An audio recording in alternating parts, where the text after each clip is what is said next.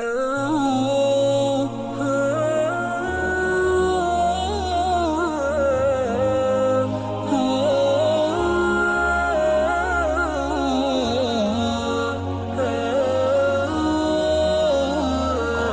etiquette about gift giving. Bismillah, alhamdulillah, wassalatu wassalamu ala rasulullah. We had a long section on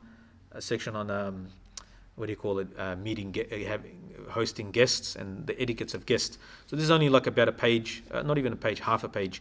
So I'll read a bit, 2-3 minutes. Etiquettes, the adab of hadiyah, how to give hadiyah. Below are a few brief points regarding gift, which is not considered, could defeat the original purpose of gift giving, which is increasing love. Rasulullah ﷺ told us, tahabu, that give gifts to each other, mutually give gifts to each other, and love will increase. Right, so that's a result of gifts. There's a reason why to give increases muhabba between people. Give the gift. Number one, give the gift privately. The recipient could show it to others later if they wish. This is nowadays practice in reverse, with gifts given publicly and the recipient tries to keep it hidden. Secondly, if you would like, and there's a whole, you've probably seen this online when people are trying to help people, charity like TikTokers and so forth. They do it, they make sure they're in the shot. And there's a whole, ikhlas is out the window, but it's for the views and the likes and whatnot. And Islam teaches that to give it secretly. Sadaqatul sirri, as Rasulullah ﷺ said, tudfi'u ghadab ar-Rabb. Secret sadaqah extinguishes cools the anger of Allah subhanahu wa ta'ala. Right? So sadaqatul sirri tudfi'u ghadab ar-Rabb. Like it cools the anger of Allah subhanahu wa ta'ala. So because Allah loves it, because you're doing it sincerely for His sake.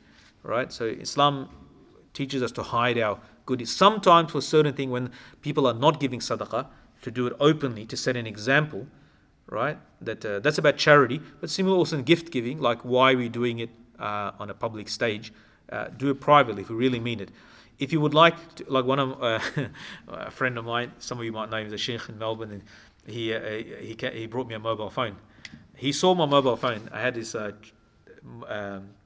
do you call it? $150 China phone, iPhone, whatever. I don't know, I ordered it online, and it's like $100 phone. And he saw my phone, he felt so sorry for me. He said, Ya Allah, if this some job that he had to do, if it happens, he said, Ya Allah, I'll buy Khalid a new phone. And so this is a few Ramadans ago, and he said that happened immediately. So then he had to go, he had bought the latest, fanciest. I said, why? I go, why are you doing this? Why are you buying the hadiyah? He goes, then he explained the whole story. He goes, I made a vow, like a halaf, like a vow, and I had to fulfill it. But anyway, it does work, gift giving does increase depending on the version of iPhone they give you, but astaghfirullah. If you like to gift something other than money, make an effort to find out the recipient likes and get it for him, right? Do not present a request or demand to the recipient before or while giving him the gift. This will cause him the question of sincerity behind your gift. Give the gift and don't attach it with other things. Right? The gift should not be of such high value that it puts the recipient in an uncomfortable position. Inexpensive gifts are not as an issue as it is the sincerity behind the thoughtfulness, the consideration. It's an expression of what is it? Love. The whole point is love. That if a person, don't buy the most cheapest $2 reject shop stuff. Maybe you could. Wallah, you got one mufti told me, he goes, for your wife, if you want to buy a gift, what did he say? This is many 20, 15 years ago. He said, you go buy an apple, but choose the most reddest apple, because I chose this specially for you. He goes, don't buy cheap stuff. Buy something nice, even if it's small, but something nice that will be appreciated by the other person.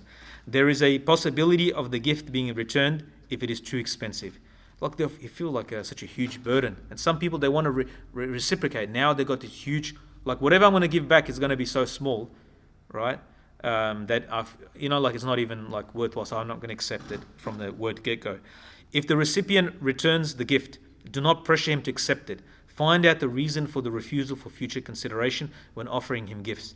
If the reason for refusing the gift is due to some misunderstanding, then this can be clarified. Rather, it is better to do so. And do not give gifts to somebody until you have demonstrated your sincerity to him. Right?